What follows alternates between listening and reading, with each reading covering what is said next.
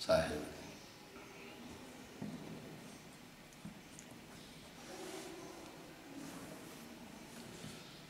बन्नू जहिं भवजल जीत, सार शब्द जो जानसी। सार शब्द बड़ा विवादित शब्द है, लोगों ने इसको विवादित बनाया।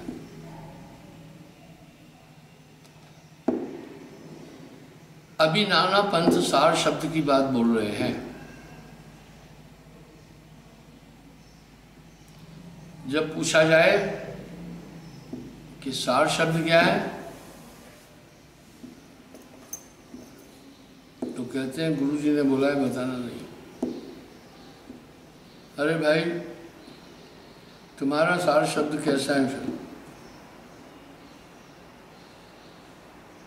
साहब ने तो सार शब्द पर बड़ी साफ साफ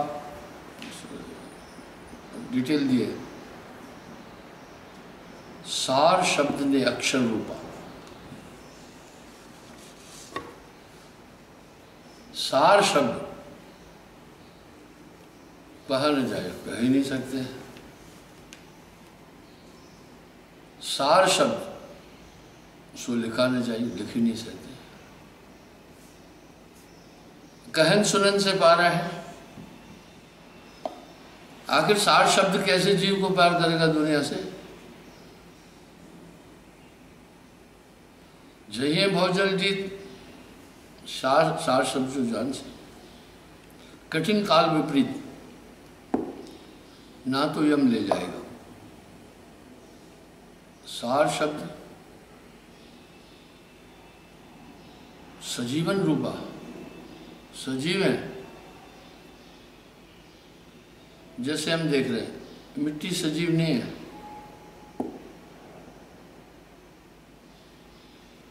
पांच भौतिक तत्व सजीव नहीं है। ये लोहा सजीव नहीं है। ये माइक पड़ा है, ये सजीव नहीं है। ये मोबाइल है, सजीव नहीं है। हम लोग सजीव जानते हैं।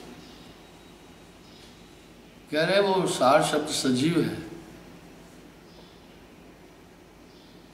कहन सुनन से न्यारा है। अब साहब फिर अपने शब्द में एक जगह और कह रहे हैं,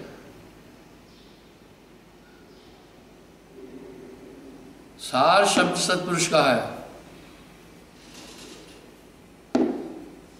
आखिर ये बहुत बारीक चीज है।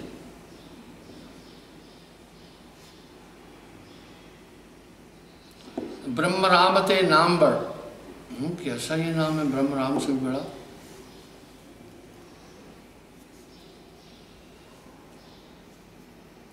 वो कैसे पार करेगा? आपको आपके साथ लगा रहेगा। पल पल आपका मन आपके साथ धोखा कर रहा है। ये सार शब्द आपको बताता रहेगा, ये उचित है, ये अनुचित है, ये कृत है, ये आकृत है। जिस नाम की इतनी बड़ी महिमा कही गई है, जरूर इसकी कुछ पृष्ठभूमि है और बहुत शक्तिशाली है। वो स्वयं परमात्मा है। जब अब यहां साहब एक बात और कह रहे हैं, जब है नाम हृदय धरा भया पाप का नाश। सभी वाणियों में कह रहे हैं, जागट नाम न संचरित, जिसको जान मशान। नानक देव जी भी कह रहे हैं, कूप नीर बिना देन शीर बिना। आखिर ये नाम, अद्भुत नाम सदा आपकी रक्षा करेगा, आपके साथ रहेगा। नाम के बाद कई मौकों पर आपने एक चीज अनुभव की होगी कि जटिल समय में, जटिल समस्या के समय कुछ ऐसी ताकत आती है जो आपको उस समस्या से बाहर निकालती है। क्या आप उस ताकत से परिचित नहीं हैं? परिचित हैं।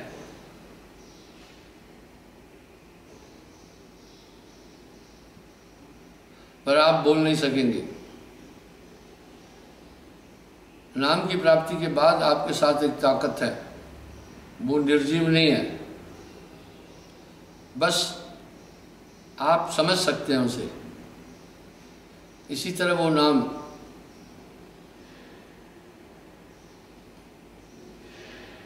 आपके साथ है, आप अनुभव करते हैं।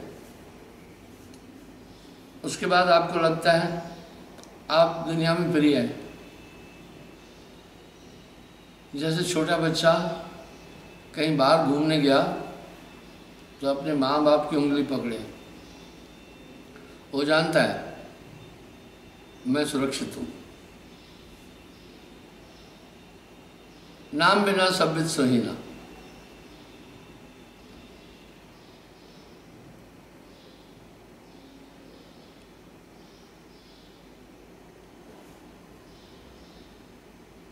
साहब कह रहे हैं सत्पुरुष सतलोक के वासी सकल अंश के लिए बनाए। उन्हें सत्पुरुष क्यों कहा गया? सत्य सोई जो विनसे नहीं, जिसका किसी देश काल अवस्था में कभी नाश नहीं होता।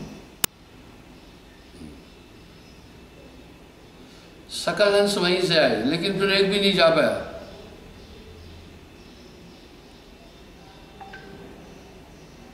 अंग्रेजी एक फिल्म मैट्रिक में एक ये चीज़ दिखाते हैं कि ये आत्मा कहीं की है, यहाँ लाकर इसको रोपित किया गया है। वाह वाह, बड़ी अच्छी इंसान की कल्पनाएं पहुँचती है। आदमी के पास इतना नॉलेज क्यों है? सही बात है, ये आत्मा चेतन है, जन्म एक नहीं जन्म अनेका। मेरा ये मानना है आप जब से दुनिया में आए हैं वो सभी बातें आपके अंदर समाई हुई है, सभी जीवन की घटनाएं। आप नहीं देखते कुछ बच्चे बचपन में ही जिद्दी है, कुछ बहुत होशियार है, उनको कौन सिखाया? जन्म एक नहीं जन्म अनेका, अनेकों जन्म के संस्कार आपके साथ में रह रहे हैं। मैंने एक बात कई बार बताई है, प्रैक्टिकल चीज़। सतलोक में जब आत्मा पहुँचती है तो वहाँ यूँ नहीं लगता है ओहो यहाँ तो बड़ा, वहाँ तो यूँ लगता है ओहो यहाँ तो रहता था मैं तो यहीं का हूँ।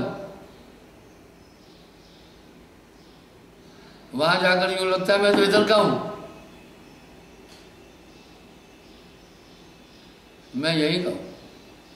हाँ, आपने संसार में इतने जन्म लिए वहां से आने के बाद,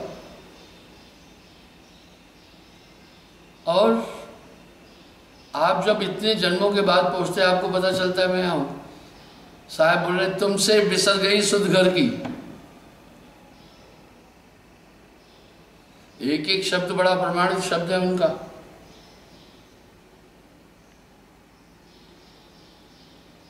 चल अंसा सतलोक छोड़ो ये संसार, ये संसार काल है राजा,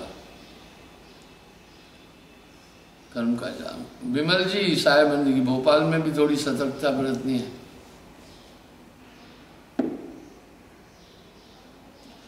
पुरुष दर्श बढ़ न पाए।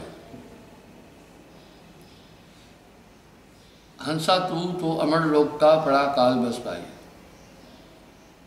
तो साहब कह रहे उसके बाद फिर वहां कोई नहीं, तू तो अमर देश का है। रखा तो है राख काल, काल तो है राखा भरमाई। ये मन है, मन ही है काल कराला।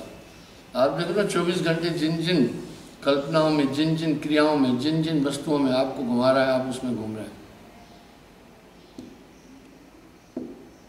पवन जी को भी साहेबंदगी, पल्लवी को भी साहेबंदगी,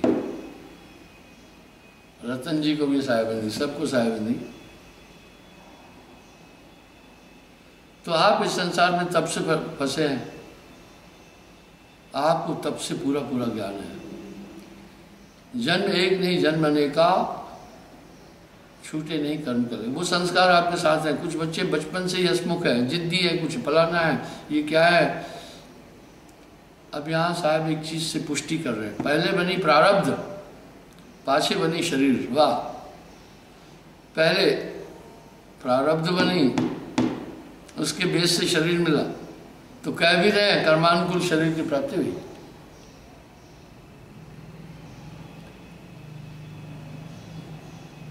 पुरुष दर्श कोई बहुड़ न पाए। वाह हंसा तू तो अमर लोक का पड़ा काल बसाई। वाह 5, 25, 3 का पिंजड़ा तामे तुहे राखा भरमाई। पक्षी जब पिंजड़े में है ना, उड़ नहीं पाता है, उड़ने की क्षमता है। आपकी आत्मा की तो वो स्पीड है कि उसकी क्या बात बताएं। करोड़ों अरबों माइल इन ए सेकेंड।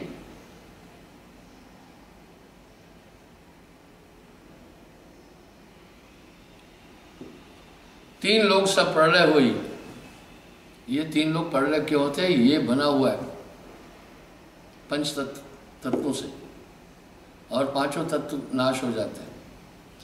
कैसे नाश होते हैं? जैसे हम स्वप्न में होते हैं तो स्वप्न में विविध चीजें दिखती हैं और वो सब सच लगती है, वो सब सच लगती है।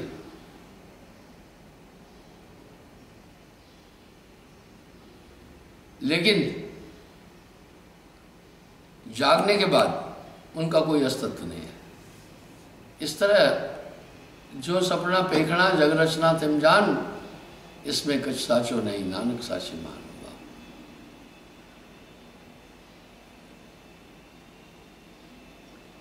जीवन जी सन्नी, इन सबको मेरी ओर से साहिब विनोद ठाकुर। तो साहब क्या कह रहे हैं? जगत है रहन का सपना। नानक देव जी कह रहे हैं जो सपना पेखना जग रचना तिम जान, इनमें कछ साचो नहीं, ये नानक साची मान। बस ये उलझा हुआ है। इसलिए कहे कबीर किसको समझाऊं, ये सब जग अंधा, सबको लगा है पिटवा का धंधा।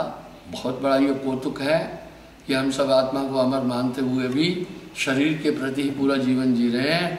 यानी वो शैतानी ताकत हमें आत्मा की तरफ जाने में बाधा डाल रही है। साहब ने इसका निरूपण बड़े सुंदर शब्दों में किया। तो है राख भरमाई, बस आत्मा ने देहाध्यास आया जब से अपने को शरीर माना, इसके धर्म का पालन कर रही है आत्मा। अब अपने स्वधर्म को आत्मा नहीं जान रही है।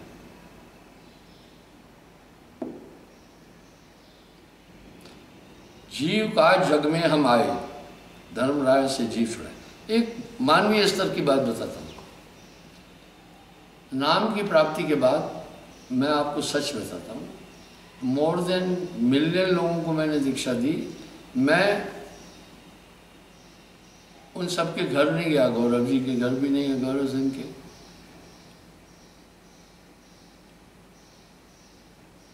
वो आप सबने चेष्टा की। अब यहां सवाल उठा,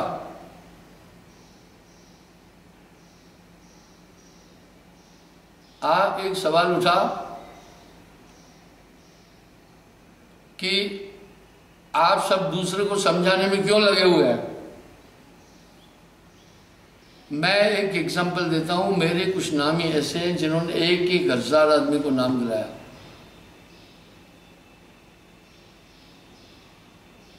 सतपाल जी साहेब ने, उन्होंने 1,000 आदमी को नाम दिलाया। कुछ माताएं बहनें ऐसी हैं जिन्होंने 100-100, 200 आदमी को नाम दिलाया।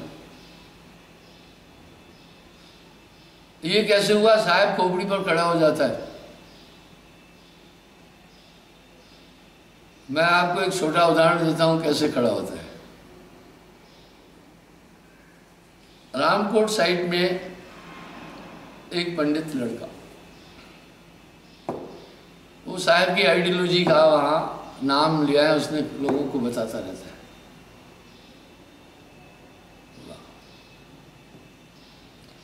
वो कमर कस करके इस काम में लगा है। वो सब साहब करता है।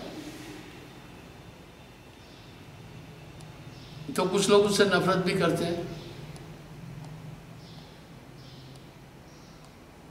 तो कुछ लोगों ने कहा ठीक है, तुम इन सब चीज़ों को नहीं मानते हो, तुम्हारी शादी होगी तो हम आएंगे नहीं, देखें तुम्हारी शादी कौन कराता है।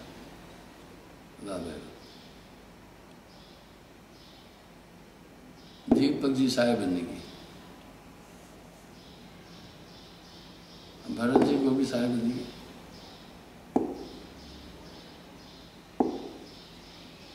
एक समय आया उसकी शादी तय हो गई। मुझे कहा गुरुजी मेरी शादी तय है, आप आना, मेरी आप शादी कराना।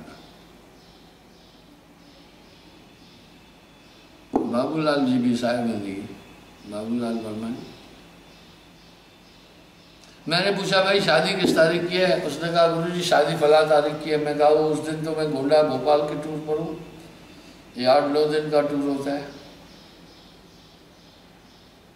डेट आगे बढ़ा, बोला गुरुजी मैंने कार्ड भी छपवा करके बांट भी दिए। मैंने कहा कोई बात नहीं है, मैं तो नहीं आ पाऊंगा क्योंकि इतने बड़े प्रोग्राम कैंसिल नहीं किए जा सकते, पर मैं अपने किसी सजग आदमी को भेजूंगा, आपका ब्याह कराएगा। मैंने काफी लोग इसके लिए मुकर्रर भी कर रखे हैं। मैंने एक आदमी को कहा भैया जाना रामकोट में इस लड़की की शादी कराना। उसने कहा गुरुजी मैं पहले ही मेरी बुकिंग है अरुणाचल साइड में बिमला जी साहेबंदी, संजय श्रीवास्तव जी साहेबंदी। बोला वहाँ मैं पहले ही, एक ब्याह है पहाड़ों में, वहाँ नई नई संगत है और वो वहाँ जाकर अच्छी तरह समझाते भी है। मैं कहा छोड़ो। फिर मैं भाई अपने एक और आदमी लाला राम को बोला फलानी तारीख को जाना रामकोट, इनका ब्याह कराना। बोला गुरुजी उधमपुर में किसी की नानी मर गई है और उसके क्रियाक्रम में जाना है मुझे, तो वहाँ तो जाना जरूरी है। आखिर में मुझे कोई नहीं दिखा। एक 4th क्लास सर्विस करने वाला देवीदास दिखा मुझे, खड़ा था। मैंने कहा भैया देवीदास तुम चले जाना, इसका नंबर ले लो, शादी करा के आना। उसने बोला ठीक है। उसका नंबर ले लिया। बाद में मुझे बोल रहा है गुरुजी मैं अनपढ़ आदमी हूँ, पढ़ा लिखा भी नहीं हूँ, 4th क्लास में नौकरी करता, मुझे कुछ पता आता भी नहीं है। आपने कहा तो मैंने आपकी बात रखता हूँ। पल्लवी गुप्ता भी साहब नहीं। मैं कहा तू मत चिंता करना, तू जाना। उसने फिर एक बात बोली कि मैं हरिजन हूँ, ये तो ब्राह्मण है। मैं कहा तू इस मसले को ध्यान नहीं दे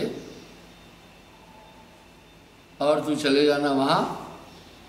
अरे तुमने तो देखा है मैं शादियाँ कराया, कभी कभी देखी होगी, साहब की सुर्ती करके तू शादी कराना। अच्छा जी ठीक है। मैं चला गया। मुझे ध्यान था कि इस तारीख को शादी है वहाँ, बस ध्यान का ही तो पूरा खेल है। शादी हुई।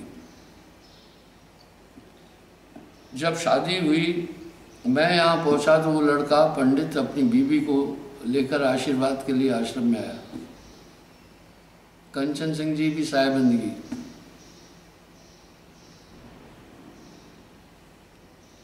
आशीर्वाद के लिए पहुंचा। मैं उससे पूछा भैया ब्याह ठीक ठाक हुआ? बोला गुरुजी क्या बताऊं, सबने कहा वाह वाह, इतना ज्ञानी ये पुरुष था, इतने तरीके से शादी कराई, स्त्री का धर्म क्या है, पुरुष का धर्म क्या है। हेमलता जी भी साहेब हैं, अहरबार जी।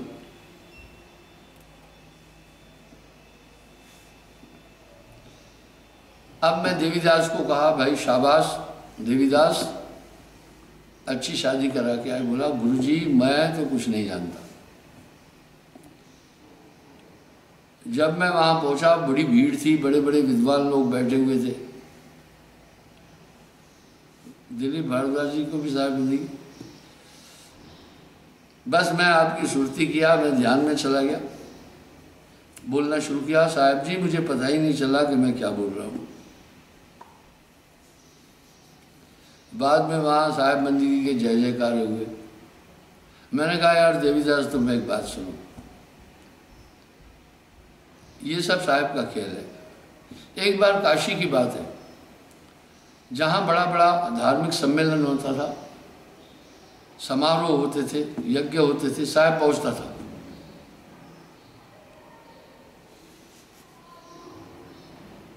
विनोदपुरी जी साहिब बंदगी, तो साहिब वहाँ पहुँच जाते थे। अभी कोई छुआछूत की बात करता था तो साहिब अपना तर्क रखते थे, जात पात का चिन्ह न कोई, कैसे दूसरी जाति, उनके तर्क का किसी के पास तोड़ नहीं होता था।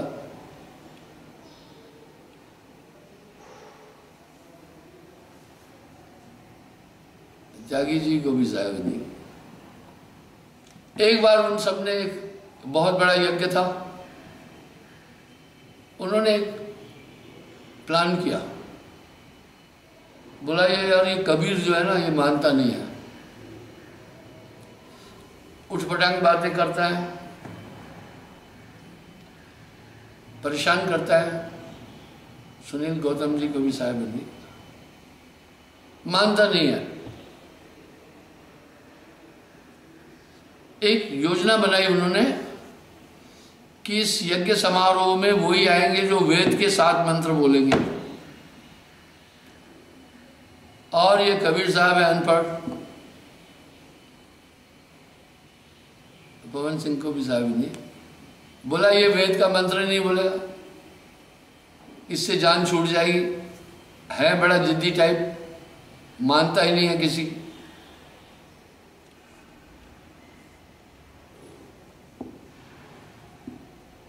वीरेंद्र जी साहिब बंदगी। बोला जी ठीक है। द्वार पर एक आदमी था, द्वारपाल, संयोग से कबीर साहब उस दिन भैंसे पर अपनी पुस्तक, भैंसे पर सामान रख करके गया था, भैंसा बाहर खड़ा किया, अंदर घुसने लगा। उसने कहा जी सुनिए, संध्या वर्मा जी को भी साहिब बंदगी। बोला जी आप कहाँ जा रहे हैं? बोला भाई यज्ञ में मैं भी तो कुछ दाना पानी ग्रहण करना है, 2-4 बातें भी हो जाएगी, बड़े बड़े ज्ञानी आए हुए हैं। उन्होंने कहा भाई कबीर जी बात एक है, इस यज्ञ का एक नियम है, यज्ञ की विधि की तरफ वो ही जाएगा जो वेद के 7 मंत्र बोलेगा। सुजाता वर्मा जी साहिब बंदी, सुरेश जी को भी साहिब बंदी। कबीर साहब ने कहा अरे भाई छोड़ो यार, मैं पढ़ा लिखा नहीं, मस्कागत में छुआ नहीं, कलम गई नहीं हाथ, चारों युग का महात्म कबीर मौखिक जनाई बात, चलने दो मुझे भी, बैठने दो, ज्ञानियों की 4 बातें सुनूंगा। बोला ना कबीर जी एक नियम है, इस यज्ञ में सम्मिलित होने वाले को 7 वेद के मंत्र बोलने हैं। साहब ने काफी उन्हें कहा, उन्होंने माना ही नहीं। आखिर में साहब ने अपने भैंसे की पीठ पर हाथ रखा, अरे भाई सुनाओ।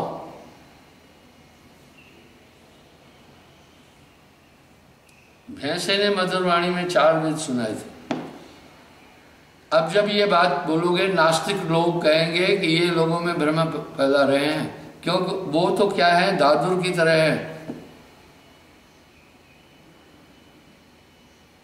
मेंढक की तरह है, कुएं में रहने वाले, उनको इन आध्यात्मिक शक्तियों का कोई पता नहीं होता है। साहब ने तो विवेक की बात की, भ्रम की बात ही नहीं की।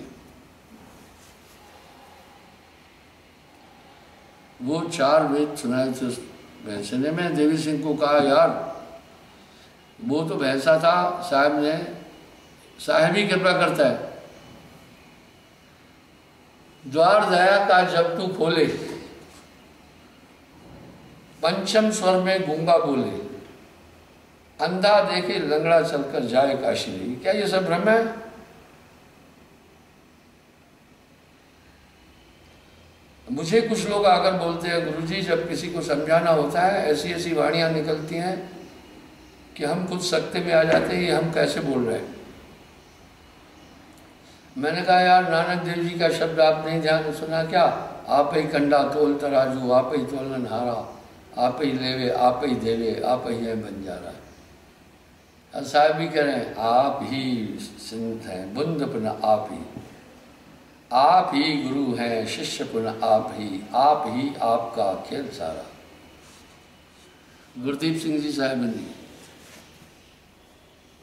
सतविंदर कौर को भी साहिबंदी, बलविंदर कौर को। इस तरह वो ताकत आपके साथ है प्रकट, पर दिसत नहीं सदगुरु सैन सहारा है। मुझे इस पर बहुत ज़्यादा नहीं बोलना है। विनोद कुमार श्रीवास्तव जी, आप जानते होंगे कि नाम के बाद ताकत साथ में काम कर रही है। प्रेम पटवा जी साहिबंदी, आपके साथ वो ताकतें हैं, और ये आपका भरोसा उधार का नहीं है जो आप पुरातन रीति रिवाज को छोड़कर एक अनुपम भक्ति की धारा की तरफ चल रहे हैं दृढ़ होकर के। ये छोटा करिश्मा नहीं है। जैसे पटरी 4 उंगल चौड़ी पटरी पर रेल का डब्बा दौड़ता है, पटरी से सूत भर इधर उधर नहीं होता है, क्योंकि उसके अंदर व्हील गार्ड लगा है। व्हील गार्ड दीपक देवल जी को भी साहब नहीं, व्हील गार्ड उसको हिलने नहीं देता है। इस तरह वो साहब की ताकत आपको एक निश्चित धुरी पर चला रही है। बस चश्मे दिल से देख, तो आप अपने आंख से देखो अंदर में क्या क्या हो रहा है। यूं तो घट घट साइयां मयूरी साहब जिंदगी, यूं तो घट घट साइयां संतन करी को पुकार, पर बलिहारी वा घट की जा घट पर प्रगट हुए। ब्रजेश यादव जी को भी साहब ने, यूं तो घट घट साइयां संतन करी पुकार, बलिहारी वा घट की जागट प्रगट हुए। मेरा ये मानना है, मेरा ये ठोस धारणा है मेरी, जीवन के हिस्से में कभी न कभी कहीं न कहीं मेरे हर नामी को साहब अपनी प्रेजेंस दिखाता है कि मैं तुम्हारे साथ हूं।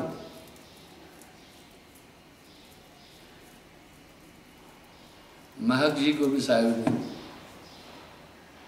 रवि जी को साहिब ने, वो दिखाता है। कई बार आपका मन आप पर हमले करके विचलित करने की कोशिश करता है, गलत दिशाओं की तरफ ले जाता है, विकारों की तरफ ले जाता है, फौरन वो आकर के ब्रेक लगा देती है ताकत।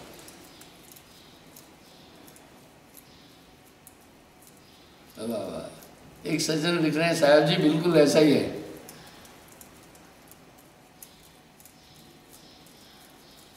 वो ताकत। अब आप क्या चाहते हैं कि साहब हमें करोड़पति बनाए? मेरे भाई फिर ये जग मिठा अगला कह डिठा, कोई माई का बच्चा फिर सतलोक जाना ही नहीं चाहेगा, कहेंगे यही लोग। आपको बैलेंस में रखेगा। अगर घातक चीज आपका बच्चा मांगता है, आप बच्चे से काफी प्यार करते हैं, लेकिन चाहे रोए, परवीन राजपूत जी को भी साहेबंदी, अशोक जी को साहेबंदी, बबली जी को साहेबंदी की मैं कोशिश करता हूँ, नरेंद्र जी को भी साहेबंदी। आप उसको वो चीज नहीं देते जो उसके लिए हानिकारक है। यहां पर साहब ने बड़ी प्यारी बात बोली है भाई।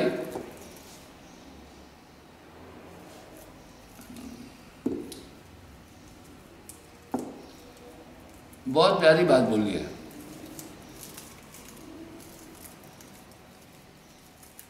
अपनी अपनी अर्ज को, अपनी अपनी गर्ज को अर्ज करे सबको है। एलियस मेहरा जी को भी साहेबंदी, वाह, रश्मि जी को साहेबंदी। अपनी अपनी गर्ज को अर्ज करे सबको है। हाँ, अपनी अपनी जरूरत के अनुसार सभी प्रार्थना कर रहे हैं, पर साहब क्या बोल रहे हैं? वाह वाह भैया, जोगाराम जी साहिब जी, साहब कह रहे मेरी अर्जी है, मेरी ये प्रार्थना, तेरी मर्जी हो। वाह, इसी तथ्य को जीवन शर्मा जी को भी साहिब जी, गोस्वामी जी ने बड़े अलंकार से कहा, सोही कीजे कृपा निधाना, सोही कीजे कृपा निधाना, जा से होए परम कल्याण। वाह, साहब भी ये बात बोल रहे हैं, निखिल जी भी साहिब जी,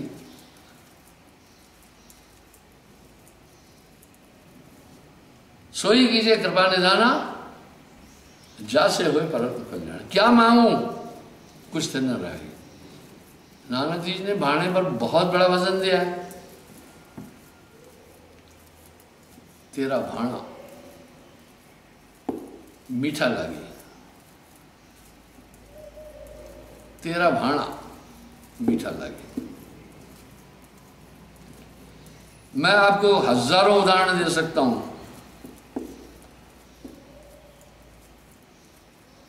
मधु चौधरी जी साहिब बनेंगे, तो मेरे नाम राशि भी है। हमारे ये नाम मधु, ज्योति, सुमन एक अटपटे नाम है। ये लड़कों के भी हैं, लड़कियों के भी हैं।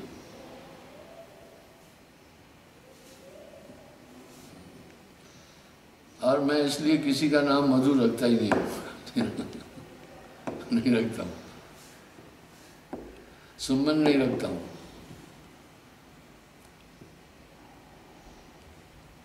नहीं रखता हूँ।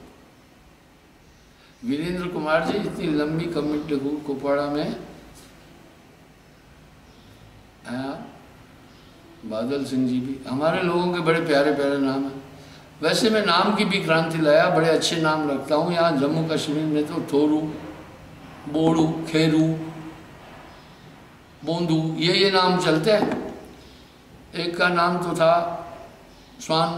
स्वान सिंह। मैं बोला भैया स्वान कहते हैं कुत्ते को, ये तुम्हारा नाम किसने रख दिया है? सतीश शर्मा जी साहिबंदी के, बालकिशन वर्मा जी को भी साहिबंदी,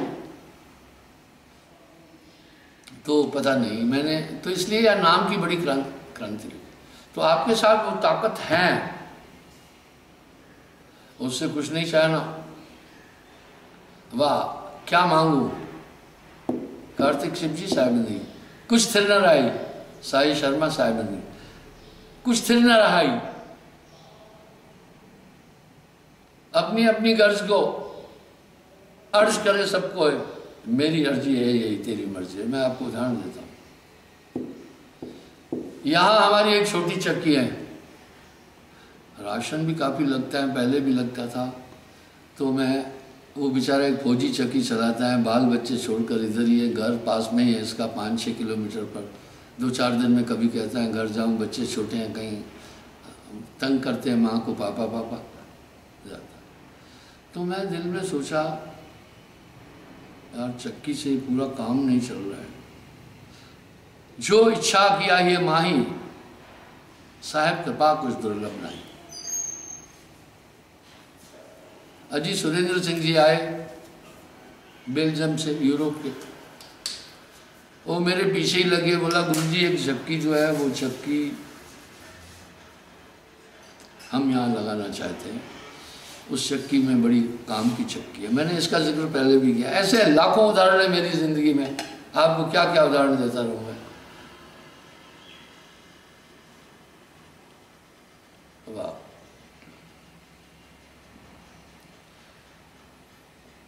वो बंदा ऐसे पीछे लग गया, चक्की उसकी खोपड़ी में चक्की घूम रही थी। गोपाल डोगरा जी को भी शायद, बस वो चक्की के पीछे ही लग गया। जब भी मेरे पास आया बोला गुरुजी मैं वो चक्की आश्रम में लगाना है। अच्छा ठीक है जी, चक्की लगाई। चक्की क्या लगाई उसने, वाह भाई वाह। अब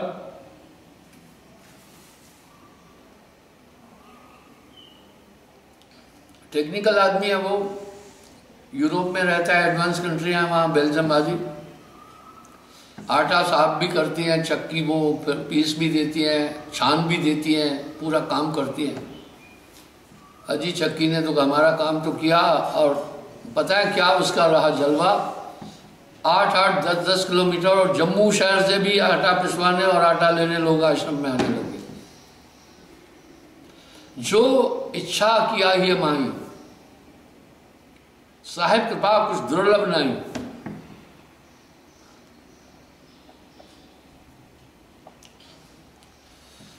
अब नानक देव जी महाराज फरमा रहे हैं, देंदा दे, लेंदा थक जाए, तू देंदा नहीं थकता, युगा युगा देंदा तू दान।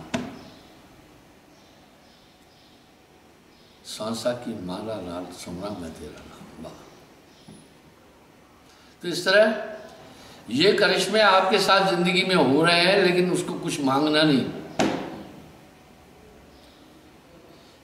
क्या मांगू, कुछ सिर न रहा ही बस। संजीव कुमार जी साहिब बंदगी, सुदेश जायसवाल जी साहिब बंदगी।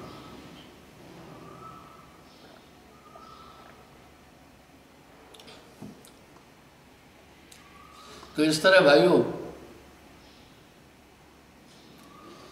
आपके साथ वो ताकत हमेशा काम कर रही है, आपको वो छुड़ाती चलेगी।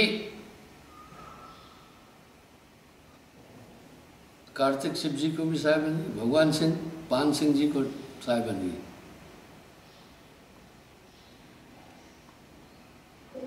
देवी सिंह जी को साहिब बंदी। इस तरह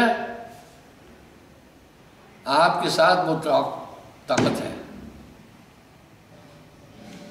हमेशा आपके साथ है। अरे साहिब साहिब क्या करे, साहिब तेरे साथ अरविंद कुमार जी साहिब बंदी, गोविंद बनारस जी साहिब बंदी।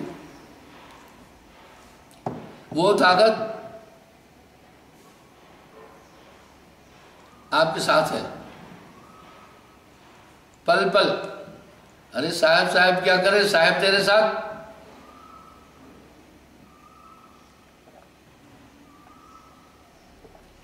साहब की वाणी बड़ी सजीव है।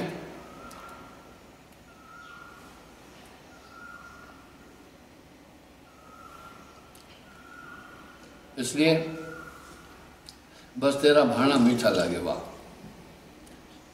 जे तू राज देवे तेरी बढ़ियाई। वाह। जे भीख मंगाए तो की घट जाएगी। वाह। साहब बोल रहे राज दे तो तेरी बढ़ियाई, अगर भीख मंगाए तो क्या घट जाए। बस याद रखे साहिबा, साहब भी यही कह रहे हैं, ताबिद रहिए तो आपके साथ वो ताकत हमेशा काम कर रही है। उसी ताकत से ही आप अपने को इस संसार सागर से बचा सकते हैं। और जतन नहीं तरन को, कोई जरिया ही नहीं है। और जतन नहीं, मैं क्षमा चाहूँगा, काफ़ी आदमी यहाँ अपनी कमिट और साहिबबंदी की भेज रहे हैं, सबको मैं उत्तर नहीं दे पाऊँगा। बीच बीच में थोड़ा टाइम मिलता है तो मैं बोल रहा हूँ। बाकी ये नहीं सोचना कि उनके लिए मेरे लिए महत्व नहीं है, मेरे लिए सबका महत्व है। तो बंधु, इस तरह से आपके साथ वो ताकत है। बस उस ताकत के द्वारा ही आप इस महाभीषण कलिकाल में ऐसे महान नियमों का पालन कर रहे हैं, आपको खुद लगता होगा कि दुनिया कितने अंधकार में है। और इस कलिकाल में आप ऐसे नियमों का पालन, ये बहुत बड़ी तपस्या है जो ऋषि मुनि नहीं कर सकते हैं, वैसे नियमों का आप पालन कर रहे हैं। सत्य बोल रहे हैं, मांस नहीं खा रहे हैं, परिस्त्री गमन नहीं कर रहे हैं, चोरी नहीं कर रहे हैं, जुआ नहीं खेल रहे हैं, हक की कमाई खा रहे हैं। जो आप कभी कभी देख रहे हैं, मैं थोड़ा दृश्य देख रहा हूँ, वो स्क्रीन पर आपके नाम देख रहा हूँ उन पर, राजेंद्र सिंह जी, ठीक है ना, यूँ हो जा रहा है। वैसे मेरी नज़र कैमरे की तरफ ही अधिक रहती है। मुझे ऑस्ट्रिया से विजय जी ने एक बार लिखा, साहब जी आपका लाइव प्रोग्राम देखकर इतना मज़ा आ जाता है, आप ऐसे देखते हैं, सामने आँख मिलती है, लगता है साक्षात आप हमारे सामने हैं। मैंने कहा इसलिए कोशिश है मेरी कि मैं ये प्रोग्राम कंटिन्यू रखने की। अच्छा, अभी समय हो रहा है और समय गुजर जाता है, ये पौन घंटा, और इसका कोई पता ही नहीं चलता है। मैं क्षमा चाहूँगा कि आप जब लंबे चौड़े जो लिख रहे हैं वो मैं बंदगी तो पढ़ लेता हूँ, बाकी लंबे चौड़े को पढ़ता नहीं हूँ। अगर मैं वो पढ़ूँगा तो मेरा कंसंट्रेशन उस तरफ पूरा डाइवर्ट हो जाएगा। और मेरे प्रोग्राम को करीब करीब 25,000 लोग ओपन करते हैं विंडो। ये तो मेरे ख्याल से अकेला नहीं देखते होंगे आप, आपके साथ में और लोग भी होंगे, तो बाकी लोग थोड़ा इसमें डिस्टर्ब हो जाएंगे। मैंने बोल रखा है कि ये अजय के पास कुछ वीडियो कॉल भी करते हैं, कुछ ऑडियो कॉल भी करते हैं, वो फिर मैं उसका उत्तर भी देने की कोशिश करता हूँ। हालांकि मैं इस समय काफ़ी व्यस्त हूँ, क्योंकि हम करीब 10,000 लोगों के भोजन की व्यवस्था करते हैं। तो इस काम में हमें काफ़ी एनर्जी लगानी, इसमें हमें बहुत ज़्यादा ताकत लगानी पड़ती है। पहले तो सब राशन संग्रहित करना है, साफ करना है, उसके बाद फिर इसको पकाना है, भोजनालय को साफ करना है, साग सब्जियां काटना है अच्छी तरह से, हरे पत्तों पर गर्म पानी से धोना है, उसको पकाने के बाद में पब्लिक तक पहुंचाना है गाड़ियों से, वहाँ फिर सोशल डिस्टेंस रख करके उसको बांटना है। फिर वो बर्तन पूरे खाली हो जाते हैं, वापस यहाँ लाना है, उनको साफ़ करना है। और साग सब्जियों को काटने के लिए भी कम से कम हमारे 30-35 आदमी लगते हैं रोज़। अनाज साफ़ करने के लिए 20-25 माहियाँ लगातार लगी रहती हैं। रोटी बेलने के लिए 30-40 माहियाँ लगती हैं। 10,000 आदमी को भोजन खिलाना कोई मामूली बात नहीं है। पैसे देना बहुत आसान है, अनाज सूखा देना ज़्यादा मुश्किल नहीं है, लेकिन पका हुआ भोजन लोगों को प्रोवाइड करना, वो भी 10,000 लोगों को रोज़ पिछले 2 महीने से। तो वो बेचारे 4 बजे से ये सिस्टम शुरू होता है, रात 11 बजे तक ख़त्म होता है। इसका मतलब है करीब 19 घंटे ये मेरे लोग यहाँ काम कर रहे हैं। मैंने उनको कहा, कहे कबीर कमाल से भूखे को अंधे, वाह कमाए खाए लुटाए। तो ये एक संकट की घड़ी है। इस कोरोना वायरस का जो लॉकडाउन का असर है वो गरीब तबके पर पड़ा है, सक्षम पर नहीं पड़ा है, क्योंकि गांव में रहने वाला आदमी इतना परेशान नहीं है, क्योंकि उसके कुछ रिश्तेदार हैं, उधार भी ले सकता है, कुछ नातेदार हैं उसको देते हैं, वो उससे अपना काम चलाता है। जस्ट फ्रॉम बिगनिंग में एक बात बोलता आ रहा हूँ कि इस लॉकडाउन का असर प्रवासी मजदूरों पर है। वो बेचारे बहुत कठिन ज़िंदगी जीते हैं। इसकी वजह यह है बड़े बड़े टावर, बड़े बड़े रास्ते जो बने हुए हैं, ये सब रास्ते उन्होंने बनाए हैं। बड़े बड़े टावरों के नीचे आप छोटी छोटी झोपड़ियाँ देखते होंगे।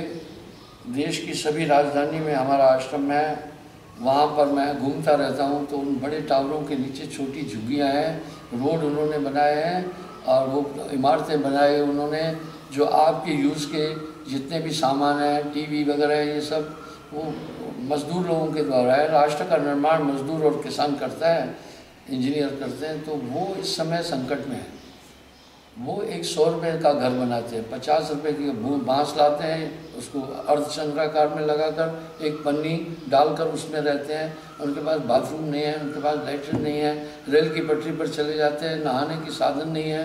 तो ऐसे 8 करोड़ लोग हैं। उन 8 करोड़ लोगों पर करीब करीब 25 करोड़ लोग आश्रित हैं। तो इस लॉकडाउन के समय पर सबसे ज़्यादा प्रभाव उनको आया है। उनको इसलिए हमारी संस्था ने एक प्लान किया कि इनको पका हुआ भोजन खिलाओ। आपको मैं एक बात बताता हूँ, बड़ाई के लिए नहीं, वो लेबर लोग जो भोजन खाते हैं वो क्या बोलते हैं, हम मर जाना था अगर आपकी संस्था में भोजन नहीं खिलाना।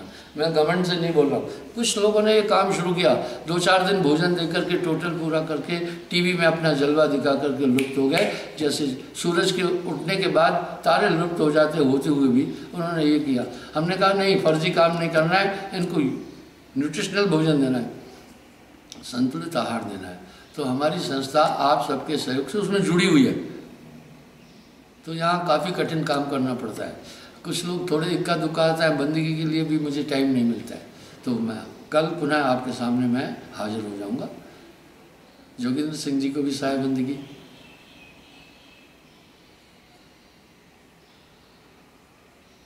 रेखा राजपूत को साय बंदगी,